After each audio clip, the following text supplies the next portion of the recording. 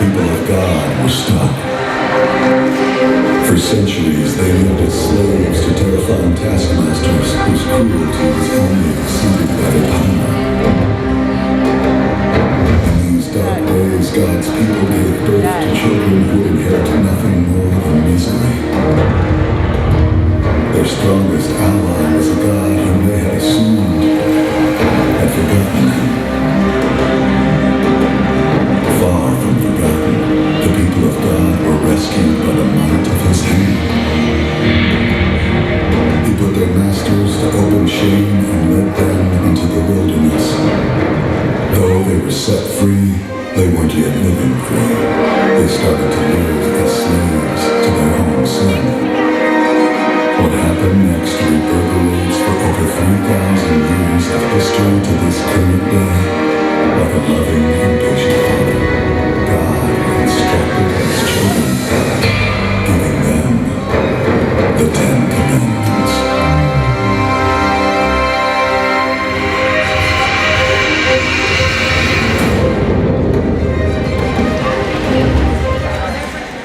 It sounded like somebody was clapping. Doesn't that not make you want to just like go fight or like stand up for a revolution or something like that? Yeah. A little bit. Hey, speaking of, where's my J.High tonight? You guys here? Okay. It's a little weak. It's okay though. High school. Where are my guys? Gals? Awesome. Well, hey, if you don't know who I am, my name's Cham. I'm the high school pastor here at Gold Creek. So if you're new here, whether you're J.High or high school, we're so glad you're here. Tonight, we have actually called an audible for a big thing called the Super Bowl tomorrow. How many of you guys will be watching Super Bowl tomorrow? How many of you guys are like, man, I'd rather go like do some homework or like, you know, shave the back of my cat's back or something like that instead of watch football? A couple of you, so I get that, totally. So here's what we're doing tonight. We've got you guys on tables. Some of you are lucky enough to have like little sheets of paper and a pen and stuff. That's to write your number down if you see somebody hot in the room. I'm just kidding. No, that is for, we're actually doing an interaction. And so in a minute, I'm going to start teaching, and then we go into the interactive where you have some discussion questions that you can chat around the table on. And then Pastor Adam will come up here, he'll do his spiel, he'll have some questions, I'll come back up here, and then we'll do it again as well. So, it's all good. Everyone good? No, you're good, great. Don't go on a pizza coma yet. Okay, so we're getting going. The 10 Commandments. We're going through this whole entire month, just looking at the 10 Commandments. Do they apply? Where do they fit in life, and all these things? And why did He take 10? And why did He decide to do all this stuff? So we're actually going to break down just each commandment as is, because I think sometimes we get lost in translation, and sometimes we add commandments or take them away, and we're like, that whole like honor your parents stuff. I don't know. I mean, have you seen like what they make me do at home, like clean house and all this other stuff? Am I supposed to do that? And contrary to popular opinion, there is not a commandment that says thou shalt be a Seahawks fan. Okay, so you're in luck. I know it was probably going to be the 11th one, but you're in luck on that. So that was a joke, so you guys can laugh. Terrible joke, but it's great. I'll laugh at myself anyway. So tonight we're going to go ahead and we're going to kick it off looking at the first commandment, and it's right here. Check this out. God came in. Let me kind of set it up for you very, very quickly. Moses he did the whole spiel of like, okay, Pharaoh, let my people go. They did the whole getaway from Egypt. They saw like the Red Sea part, all those things. And they get to where God's wanting them to be. And so Moses is like with the Israelites. They're at the bottom of this mountain called Mount Sinai. And in that, God's saying, hey, I've got some commandments I need to give to him. And so Moses goes up on the mountain while everyone's chilling at the bottom. They could only go so far because God's such a holy God. It wasn't a party thing. He wasn't sitting there like, hey, let's have a commandments party. He just had Moses come up there. And in that, he, on some tablets, put the commandments on there. And so the first one is this. And he says, you must, this is God talking to Israel, Moses, and everyone there. You must not have any other God but me. Okay, so we're going to break that down very quickly, and then we're going to go into some discussion on that. But before we can break this down, I want to toss out a quote for you guys so we can kind of be on the same wavelength of what God's really wanting to say on this. And this is by a guy named A.W. Tozer. If you're in high school, I kind of mentioned this quote last year, but it says this. He says, he's a theologian slash pastor from Chicago. He says this. He says, what comes into our minds when we think about God is the most important thing about us. Let me say that again. What comes into our minds when we think about God is the most important thing about us. Now, going back to that verse, if we can bring it up. You must not have any other God but me. Now, why is God saying this?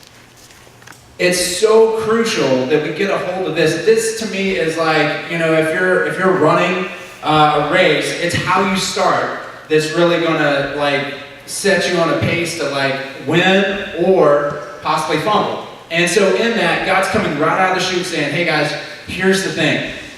You need to realize that I'm it, I'm number one, there is no other God. There's nothing. In fact, that's why he puts a little G God, like a little G there, saying, they're nothing.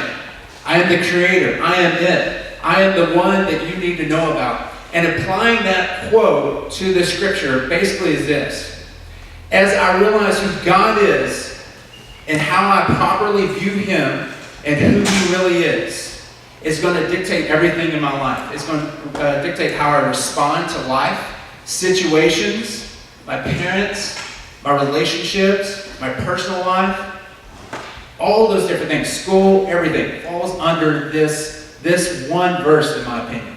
Because if you have a crazy thought of who God is, it's not biblical. Or if you have your own opinion, I like my God being in a tuxedo shirt. It means he's serious, he likes to party. I mean, we get off on a tangent there a little bit, and then all of a sudden we start making a little g God. Or we just say, you know what?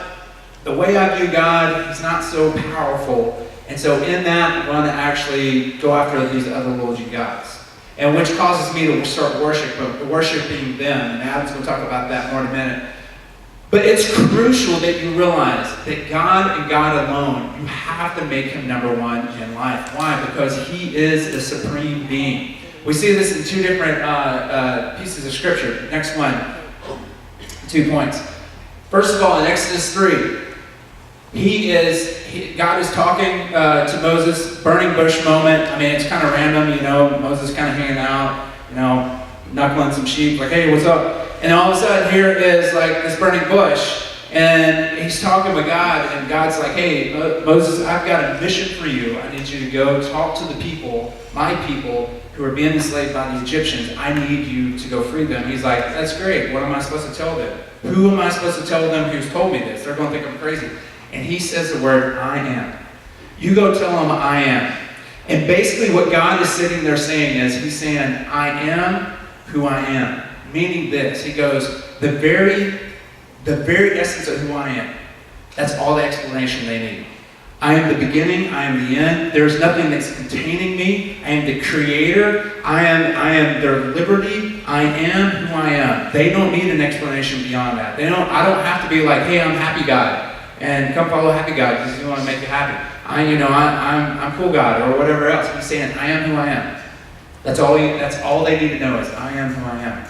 Also, Colossians, if you go back later on in Colossians 1, Paul in the New Testament is sitting there talking about Christ. He's talking about God and saying that he is sovereign. He is sovereign, meaning that he is it, that he is the king, that he is the one that is in control of everything, that is demanding, deserving. His very being requires and deserves us to give him full attention. That he was there in the beginning and he's going to be there in the end. That he is not bound by time. And that's why God is sitting there starting out the gate on this commandment saying, no other gods. Because it is like taking Russell Wilson and comparing him to a little, pee-wee football quarterback. You know what I'm saying? It's like, hey, they're kind of the same thing. They both have the number 3 on. No, Russell Wilson is way better than a little 5-year-old that can barely throw a football. He's like, yeah, whatever. Even on Russell's bad day, he's going to be better than that. And to compare the two is senseless to us. And that's what God's sitting here saying. It's it's senseless for you to even compare me. to bring me down to that level. Don't chase after something that does not matter. In Acts, we see this. I love this. This is Acts 17:24 through 25. It says, He is the God who made the world and everything in it, since He is Lord of heaven and earth.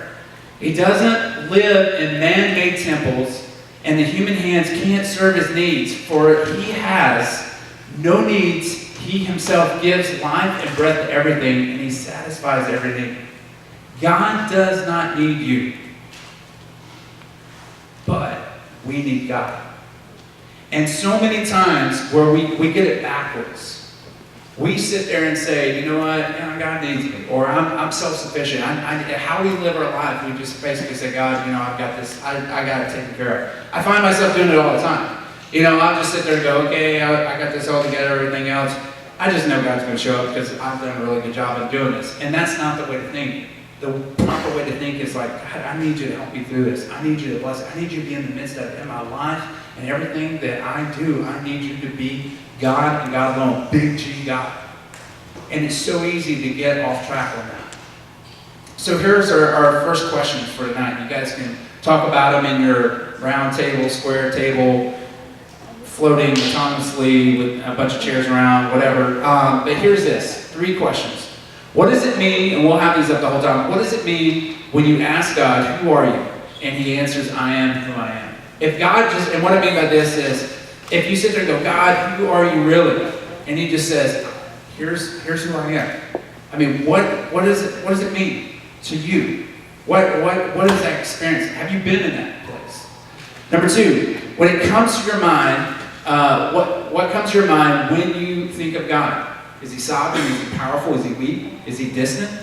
How you think of God in your mind, it dictates everything. If you think God's, just kind of a friend and that's it, no more, He's not sovereign or everything else, that's all you're going to treat Him as. If you think He's just the, lottery God, where it's like, okay, I'm just, or a casino God, where you're just pulling the arm down, it's like, okay, hopefully everything lines up and then He brings me money. Or is He vending machine God, where I'm like, okay, I want Diet Coke today. God, give me that. And you kind of compartmentalize. So who is God when He comes to mind? Last but not least, have you allowed God to be I am in your life? And that is a really more intimate, or you're just being open and honest. Have you allowed God to be Himself in your life? If not, why not? And it's okay. I think we're all family. We can share that. So you guys take a few minutes, kind of crunch through these questions, and then Pastor Adam will be right up here.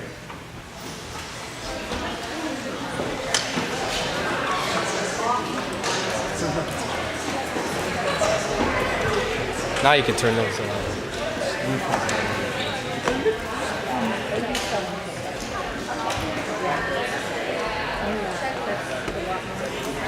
Just don't move the babies up there.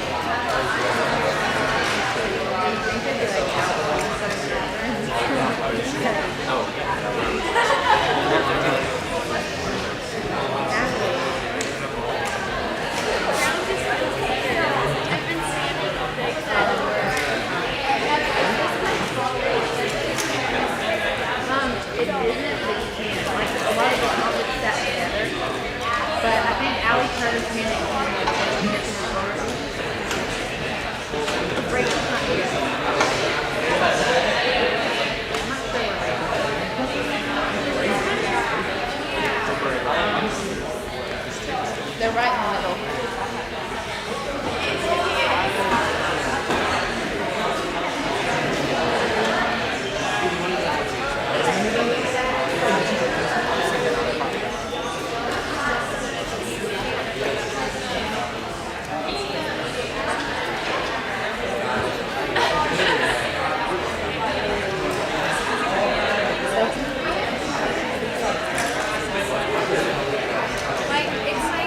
It gives you a straight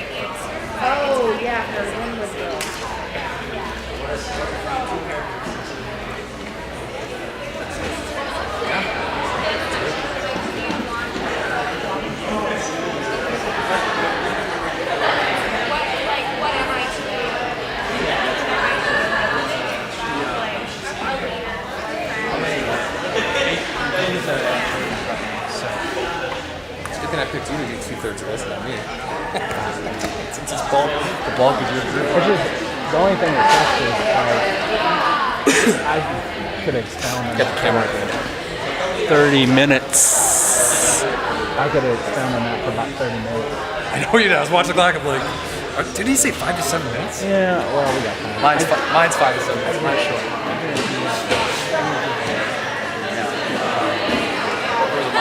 Haley's in.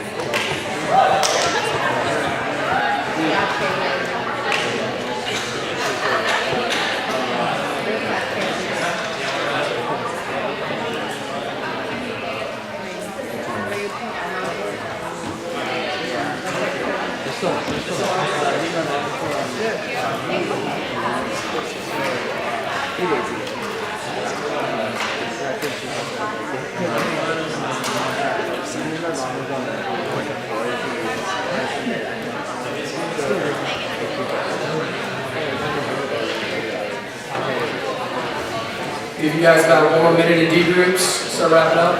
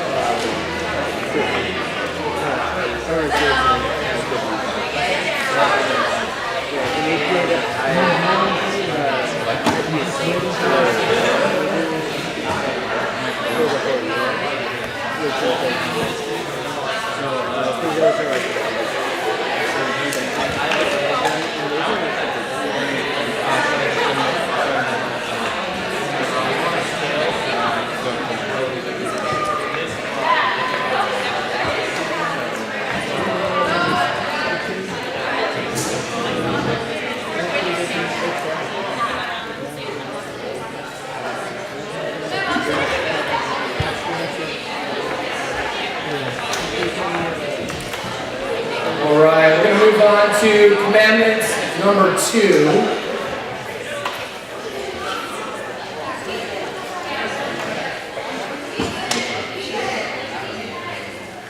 And for those of you who don't know me, I'm Pastor Adam and J.High Pastor. Where's my here guys and my sponsor guys? Who you guys? All right, on to commandment number 2. It's found in Exodus 24 through 5. Follow on the screen. You must not make for yourself an idol of any kind or an image of anything in the heavens or on the earth or in the sea. You must not bow down to them or worship them.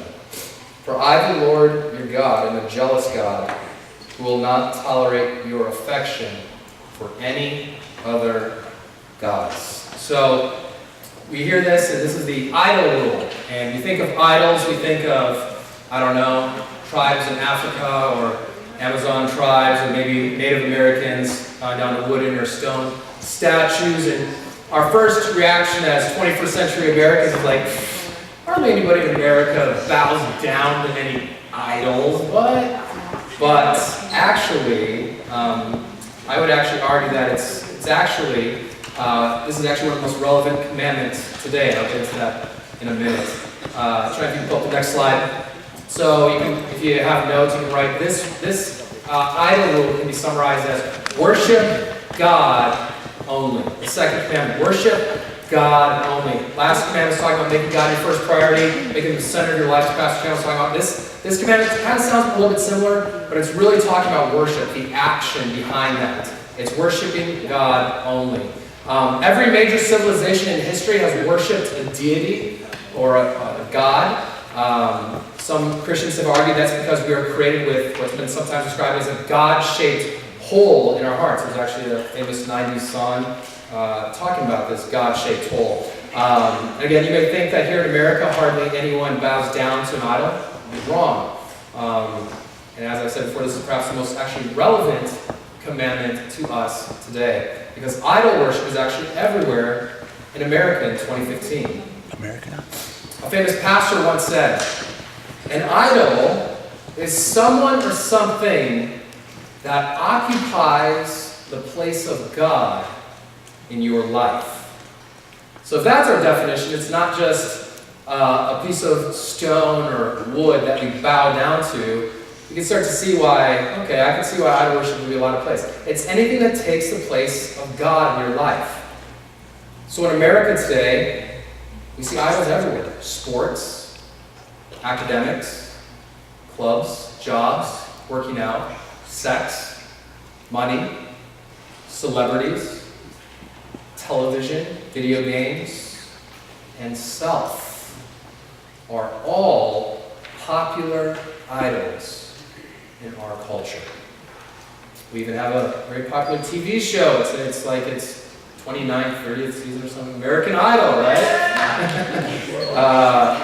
We even call it that, American Idol. I just said that, American Idol. And I would argue that Christianity, I've studied the history of Christianity in depth, especially in America, and I would argue that Christianity is not the most popular religion in America anymore. In my view, the most popular religion in America is actually self-worship. Self-worship. We look at polls, we see anywhere from 70 to 90% of Americans say they believe in a God or a deity. But then you ask them about what does this God look like, and you start to kind of flesh it out, get down to the root, and you figure out that the God they worship is actually a God they fashioned in their own image. They're actually worshiping themselves. It's idol worship. They're worshiping themselves. So my question to you tonight is, what area do you spend the most time with? Now, most of you would probably call yourself Jesus followers, would call yourself Christians. You say, hey, it's Jesus. I follow Jesus. But again, if our definition of an idol is just whatever is taking the place of God in your life, whatever you spend the most time with, and we took the Encounter film crew and followed you this week, and you just did the same things as you did last week, and then next Sunday we showed it up here on the screen, how many of us can honestly say that God is the number one priority in our life because we spend the most time with him in the week? I think only a few of us could say that. I think most of us would say, if we're honest, yeah, there's other things in my life besides Jesus that I'm worshiping. Same famous pastor also said that idolatry, bowing down to an idol, worshiping an idol other than God, occurs when we worship the created rather than the creator. Again, that's a pretty basic definition of an idol. It's when we worship something that God has created rather than him. If we're honest, a lot of us are guilty of the sin of idolatry. So we're going to do some introspection of our own life in D groups. So go ahead and pull it up. So these are your questions. First of all, what things do you see people worshiping in your world? So you can talk at your table about others. Secondly, what have you worshipped? And we're going to be honest here. What have you worshipped in the past? And what are you worshiping currently? Now again, for a few of us, we can honestly say Jesus is my number one priority, and it shows in my life through my action, and most of my time is spent being a Jesus follower, and you'd see evidence of that if you follow me around the Encounter film crew this week. But for most of us, that's not true. So what are you currently worshiping? And then lastly, if you are worshiping something other than God, what do you need to do this week to stop committing the sin of idolatry? Go ahead.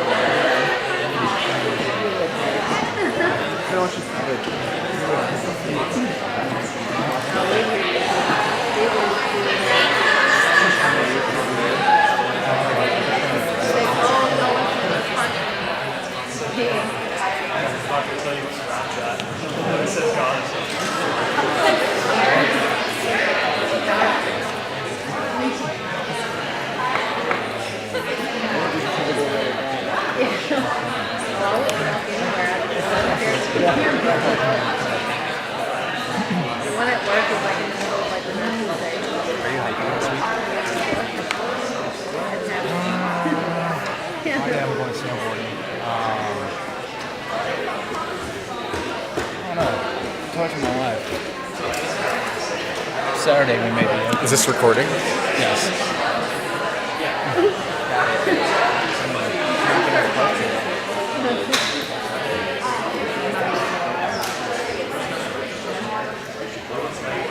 This is American Idol. You can't really see my face because it's so dark.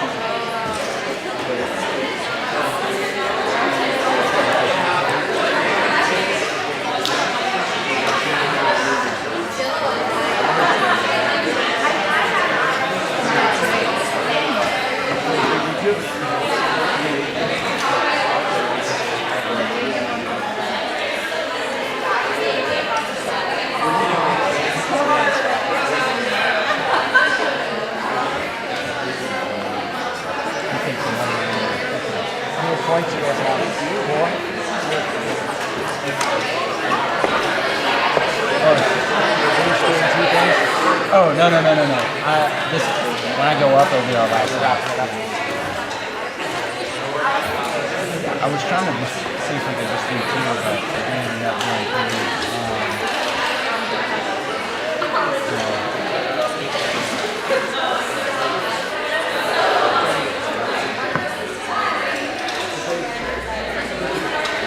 mentioning this over round table, like in my last ministry, we used to do Sunday mornings, we do master teachers start teach, and then they get round table and try it out. And people like that, some people don't.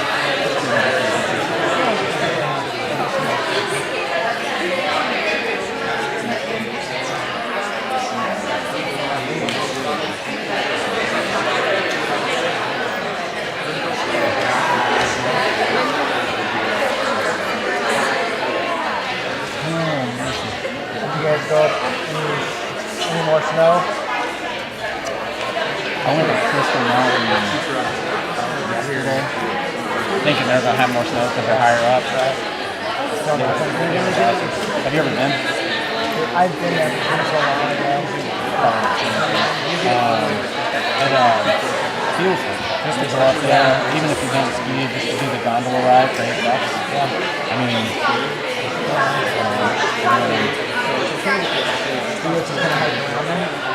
no, I Courtney worked, so all I did was snowboard that day. So I just snowboarded all day, and then about midday when it just got so crazy that I just was like, okay, take my camera up to the top. There's a restaurant at the top. You do that.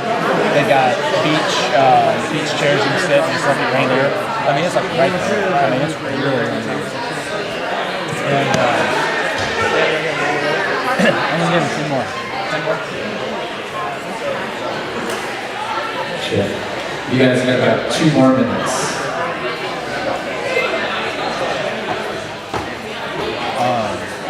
Yeah, it's super nice ride. It's a cool little ride. It just they How long was it? One ticket? 2 hours? 2 hours. It's the same as going to I mean, that's about as far as I'm gonna go. It's sad because I got to see this fast. I think I'm almost ran enough experience like when you justify it now. But for a while, I was like, this is no tomorrow night. So the next couple of years. How many times have you been out?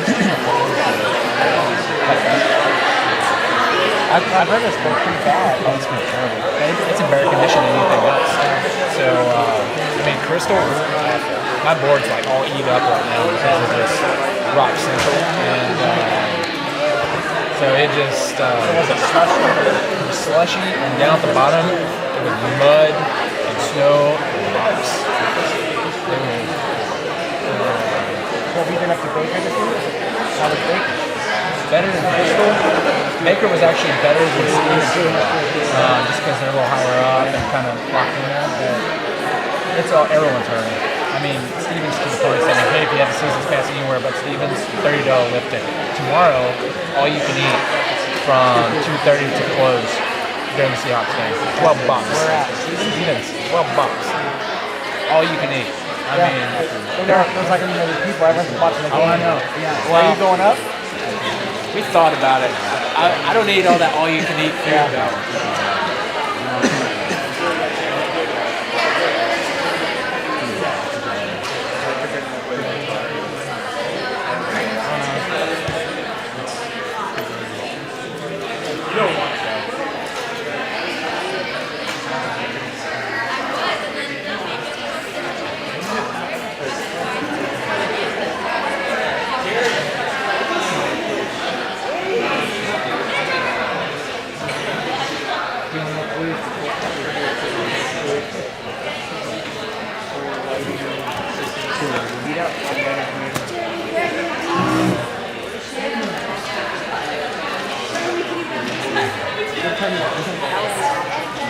Okay, going on to the third and final commandment of tonight. Hopefully you guys are kind of finding it fun, kind of discussing, hearing everyone's kind of, stuff that's going on in their life and everything else. People who go like, man, I didn't realize taking 1,000 selfies made me feel made me bad. Kidding. So, commandment number 3. Let's go right into it. You must not misuse the name of the Lord your God. The Lord will not let you go unpunished if you misuse His name. I will go ahead and say up front that this one, naturally, I would say I would break often. Not because I say GD, which, by the way, God's name doesn't end in a D, okay? And you know what the D is, you guys are old enough. Hey, well, if you don't, ask your parents on that.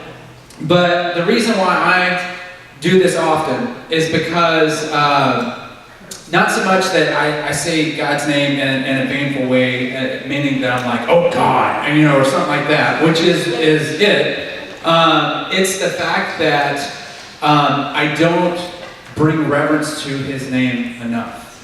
Now you got to understand a little bit about how names work. Nowadays, we have nicknames and we have names like, I go by Cham, it's short for Chambly. Everyone tends to use my name and mess it up or rhyme it or something like that. So we have so many different names just for Cham, There needs to be a Wikipedia with my name, with what everyone calls me.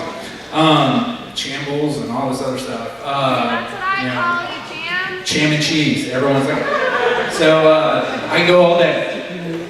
But here's what you got to realize. Back in the Old Testament and back in biblical days, names meant a lot because names actually define things of either who you were or what you were going to carry out to be. If I was a parent and I wanted my son to be like a mighty warrior, I wanted to give him a name that is going to encourage, inspire, and provide a target for him to hit. Like I'm going to say, like your name is going to be, this is not a Hebrew name, but at the end.